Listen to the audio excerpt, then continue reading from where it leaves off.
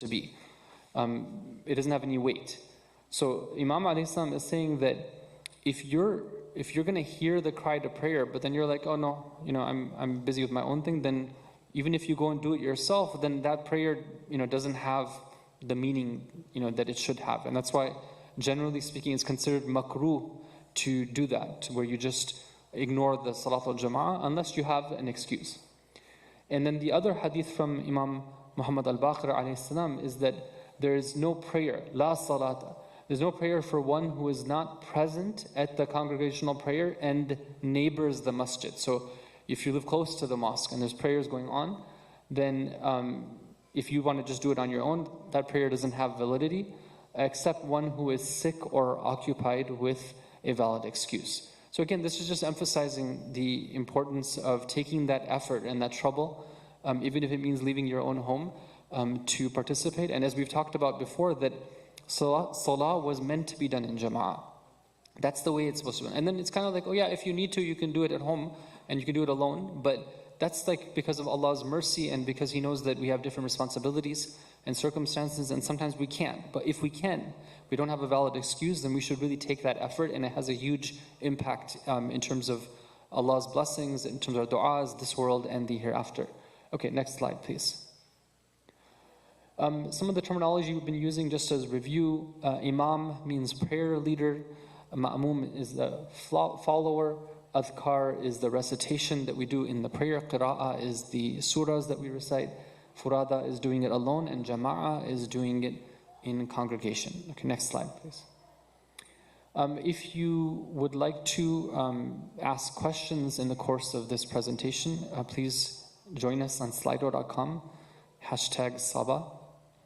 In the last 3 sessions, there were some really good questions, and I do look at them. Some of them I've put the answers to in these slides. Some of them I'll have to put in if we have another future session. So if your question doesn't get answered tonight, it's not like futile. It really helps to know what people are thinking about. So thank you so much to those who contributed their questions last time. But if you want for tonight, you can join us on slido.com, #SABA. Okay, next slide please. Okay, next slide. So just as a review, in this picture here, the person who's short is a kid. Okay, so is this okay or is it not okay? Not in the first row. Okay. Al-Baligh in the first row. Yes. Okay, Hasan.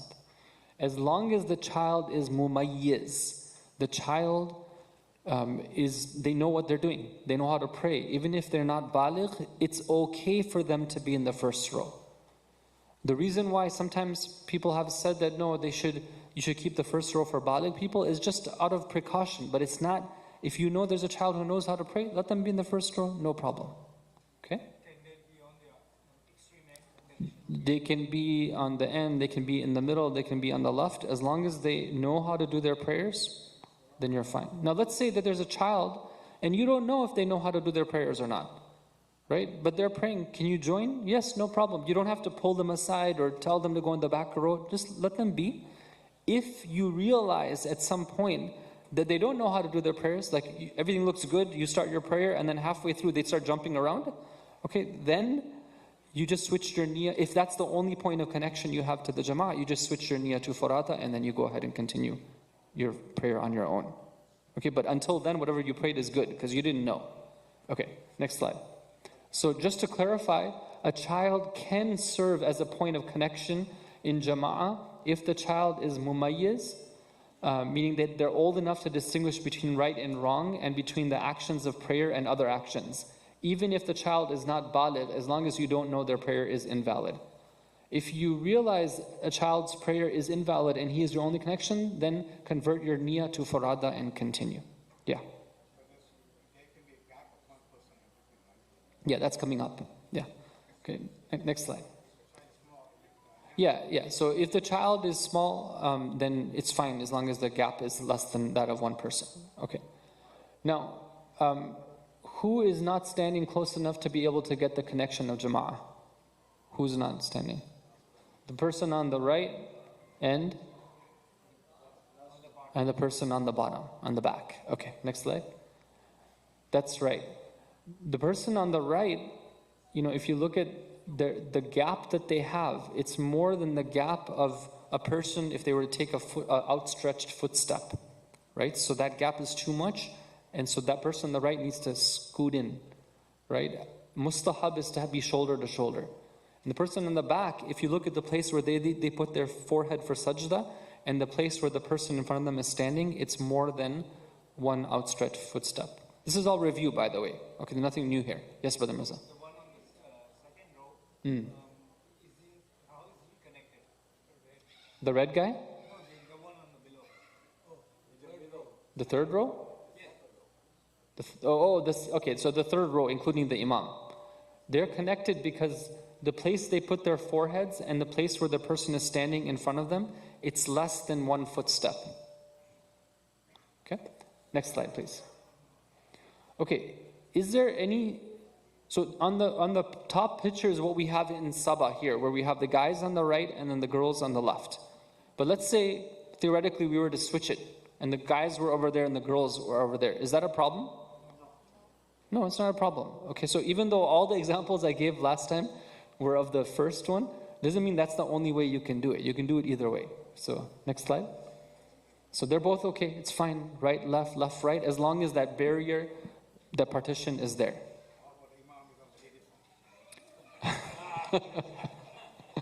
Technically, that's okay. But I've never seen that happen ever in history. I don't know if it'll ever happen. Okay, so next slide, please. Okay, anything wrong here? Anything wrong here?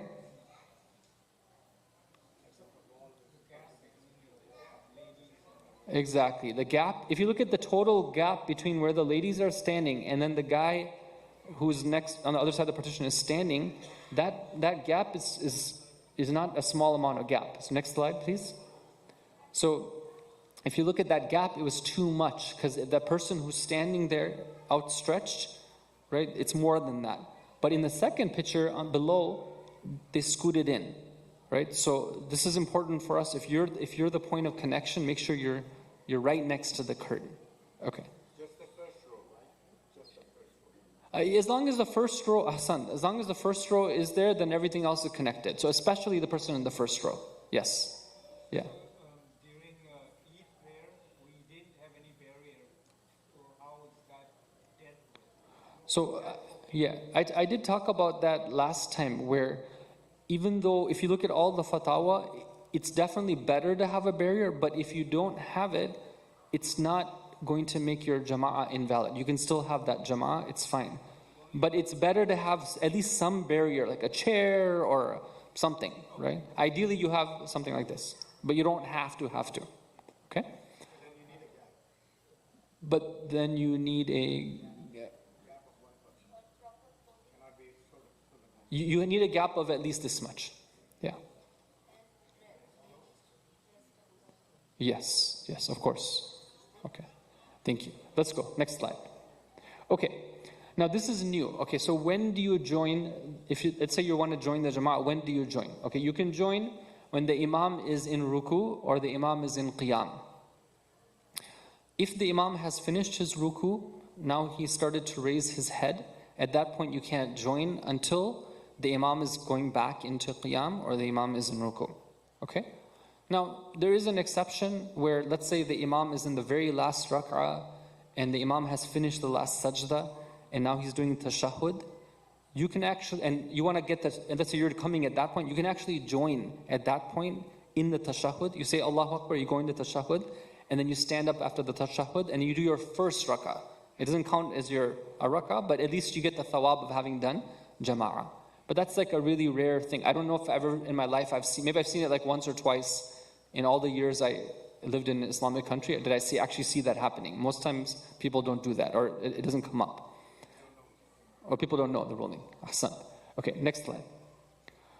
Okay, so you see here this, our little friend here, he is hearing the Imam saying, Iyaka na'budu wa iyaka nasta'in. So he wants to join. So what does he do? Next slide. He goes up and he gets into his position, right? He could have started another row. Why didn't he just start another row? Why didn't he just start another row? Why? Because what? No. Let's say he could have just made a third row, right? Behind, or a fourth row. He could have just made another row behind those two guys who were there, right? Why did he go and stand next to them and not make another row? Because it's mustahab to make the rows complete, right? Right? Even though you can just start your own, but no, so being a maverick and doing everything on your own, is not something which is encouraged in Ṣalāt al-Jamāʿah. Try to be with the people, right? So he does that. He gets up there, he's not very close, he should have been shoulder to shoulder, but anyway. So now he's going to join, he says, Allahu Akbar, he joins. Okay, now he's doing Jama'ah prayer. Okay, next slide. Here, the people are doing ruku, so he comes in, yes, next slide. And he goes nearby, and then he says, Allahu Akbar, and then he goes into his ruku. Okay, so then we know that. All right, next slide. So then now he's doing his ruku with them. Next slide. Okay, now, when do you do takbir? Okay? Can you go back one slide, please? Back, the other way. Yep. Oh, okay, good question. Thank you. Okay, very good. I forgot to mention that. Do we need to, when you want to join here, you must have seen a lot of times people do 2 takbirs. Why do they do 2 takbirs? One takbir is takbiratul ihram, right? That's wajib because now you're joining the prayer. What is the second takbir for? Can anybody tell me? No. The second report is because what?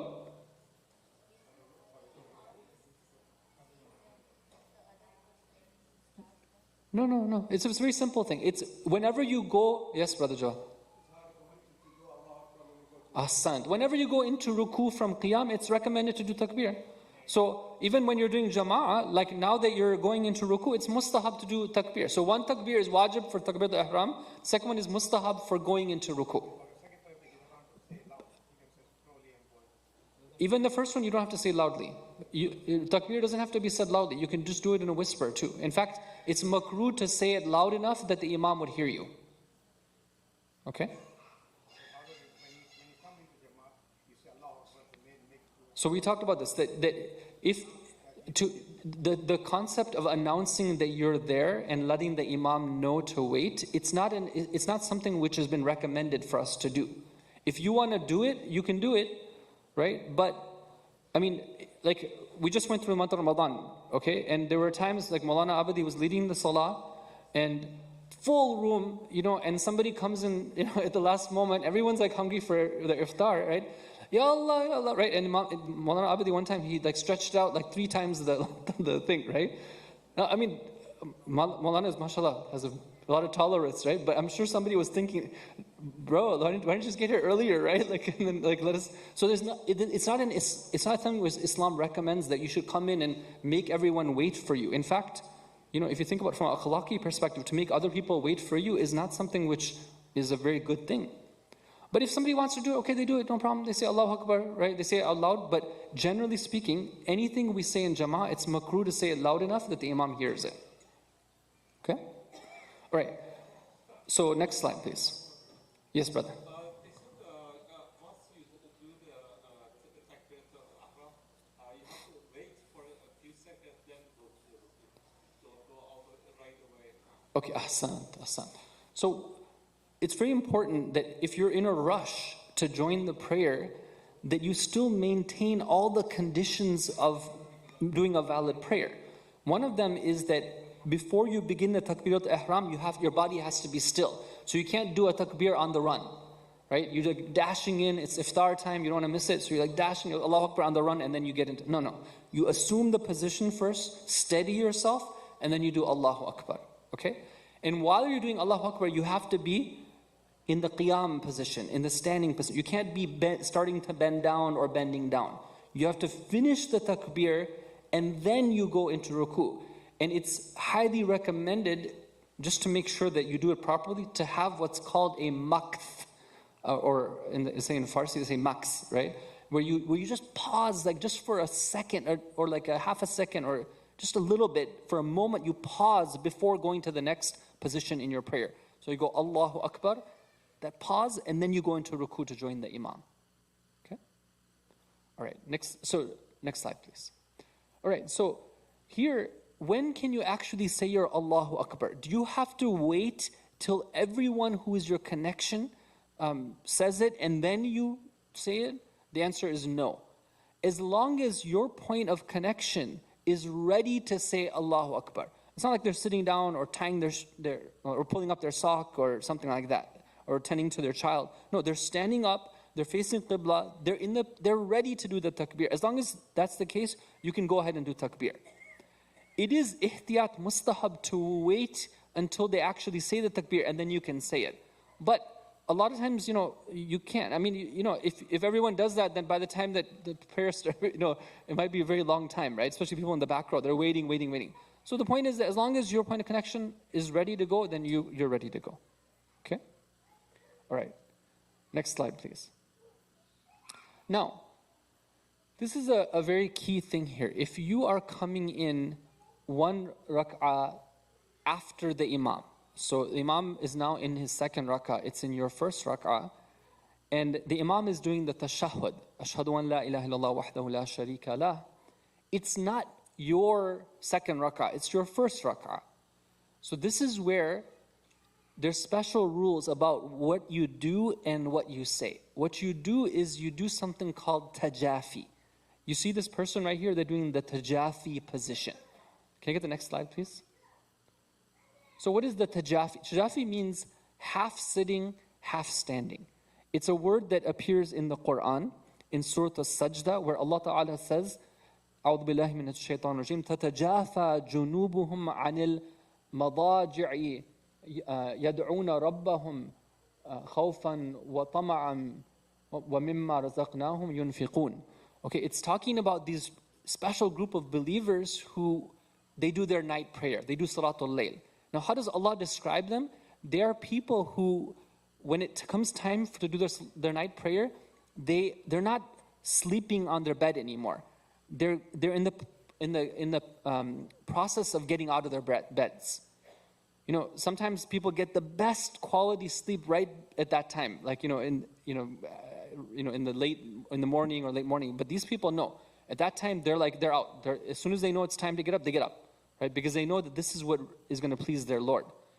So those people are called doing Tajāfi. They're no longer lying down anymore. Tajāfi is where you're half kind of in the process of standing up and getting up. Now, how do we do Tajāfi? We do it by putting our fingers on the ground, and then you put the top of the soles of your feet. You see how the red circles on the bottom of the slide? You put those on the ground, and you lift up your shins, and you lift up your knees from the ground. Okay? It's not enough to just lift up your backside, right? It's not enough just to put your hands on the ground. You have to lift your whole lower self up, meaning your shins, your knees, and your backside. Okay? I'm saying this because sometimes people, they don't do the whole thing. They just kind of do halfway. You have to do all of it. Okay? When do you do it? There's two times. One of them is required, the other one is optional. The required time to do it is when the imam is in the second rak'ah and it's in your first rak'ah.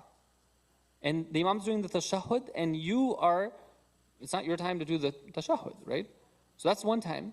The other time is when the imam is in the last rak'ah and it's you're still have one more to go. There it's recommended to do it, but you don't have to do it. Your other option there is that you can just get up and finish your prayer, because the imam is going to finish up the prayer. He's going to do tashahhud and salam. You still have one rak'ah left. You can just get up and continue. But it's more recommended to wait in the Tajāfi position. Let the imam finish the salam, and then you go and stand up and do your last rak'ah. Now, what if you don't do it? Maybe like somebody's listening to the presentation like, oh, I didn't realize I had to do that. Okay, well, no problem. If you didn't know, you're fine. Going forward, do it, right? And if you forget to do it, okay, no problem. But if, of course, somebody does it intentionally, they're like, oh, forget this whole Tajāfi thing. I don't feel like it, right? That's a problem, right? That can invalidate their Jamāʿah prayer. Okay, next slide, please. Now, so this is like if you get this mastered, then you are a Jamāʿah pro. Okay, what is this about? This is about what happens if the Imam is 1 rak'ah ahead of you. What's different? Okay, so you go ahead and join. So you follow the Imam, you do his ruku, stand up, Sami Allahu liman hamidah, go into sajda with the Imam, go into the second sajda with the Imam. Now the difference happens when, let's say you join, the Imam is doing the qunut, but it's your first rak'ah. Okay, normally do we do qunut in first rak'ah? No. But the Imam is doing qunut in first rak'ah. So what do we do? Do we just stand there? Right? Well, no, because the Imam is doing it out of the spirit of iqtida. Iqtida means to follow. You go ahead and do the qunut as well. But wait a minute, it's my first rak'ah. Is it okay for me to do it in first rak'ah? Sure, no problem. Because the Imam is doing, you do it as well too. So you get a double dose of qunut options in this prayer, in the first rak'ah and the second rak'ah. It's pretty cool, right? Same thing when the Imam is doing tashahhud. Now, it's not your time to do tashahhud. So you go and you go half sitting, half standing. But now the Imam is saying, Ashhadu an la ilaha illallah wahdahu la sharika lah. Is it okay for me to say it with him? For sure. You don't have to, but you can. It's recommended to. So that's pretty cool as well, because now you get the tashahhud in the first rak'ah, you're going to get it in the second rak'ah as well. You get double dose of tashahhud. Okay? So that's the qunut and the tashahhud. Now, the other thing is that if you go to the second table on the bottom of the page, if once you finish the 2 surahs of your second rak'ah, the Imam is now in his third rak'ah, is he going to do qunut? No, because he's doing his third rak'ah. But it's your second rak'ah. You can go ahead and do your qunut. It's mustahab to do that. No problem. You do it. Just make sure you make it in time to do the ruku of the Imam. And let's say now you finish the 2 sajdas of your second rak'ah.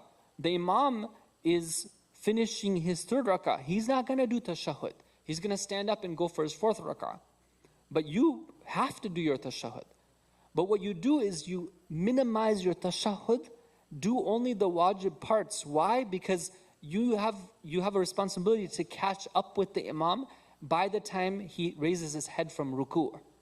So let's say I'm doing the tashahhud and I spend a long time. I'm like, Bismillahi wa billah wa khairul asma'i lillah, ashhadu an la ilaha illallah wahdahu la sharika. By the time I finish that, the Imam's going to be in ruku', right? So I got to just cut down the mustahabat, just go to the wajib. What's wajib? Ashhadu an la ilaha illallah wahdahu la sharika lah, wa ashhadu anna Muhammadan abduhu wa rasuluh. Allahumma salli ala Muhammadin wa ali Muhammad. And then you stand up and you go, Subhanallah walhamdulillahi wa la ilaha illallah wallahu akbar. Normally, how many times do we do that? Subhanallah walhamdulillah. 3 times, right? Normally do it 3 times. But in this case, you might have to cut it down to once. Why? Because if you don't, you might miss the Imam in ruku', and you don't want to miss the Imam in ruku'. You have to try your best to make it to the Imam in ruku'.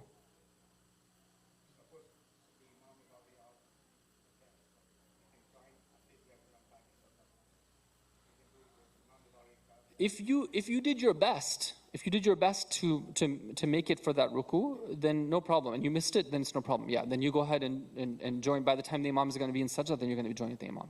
Yeah, Hasan. Yes, exactly. Hasan. Okay, I think it's time for our salah. I didn't see any questions come in on the site, but maybe I'm just refreshing here. Oh, okay, there was questions. Okay, so thank you for these great questions. I'm going to, inshallah, incorporate them for our next time, where I will also be able to continue with these rules of joining the prayer. So if you have any other questions, make sure to add them in, and inshallah on slido.com, #SABA, and inshallah we can address them. Wa sallallahu ala Muhammad wa alihi at-tahirin.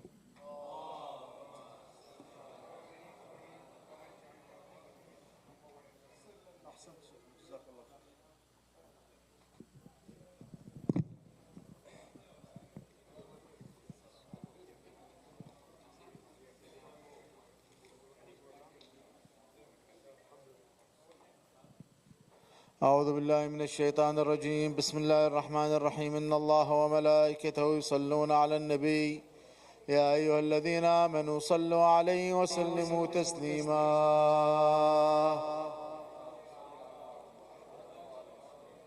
سبحان الله والحمد لله ولا إله إلا الله والله أكبر ولله الحمد الحمد لله رب العالمين الله أكبر الله أكبر الله أكبر الله أكبر. أشهد أن لا إله إلا الله. أشهد أن لا إله إلا الله. أشهد أن محمدا رسول الله. ما صل على محمد وآل محمد. أشهد أن محمدا رسول الله.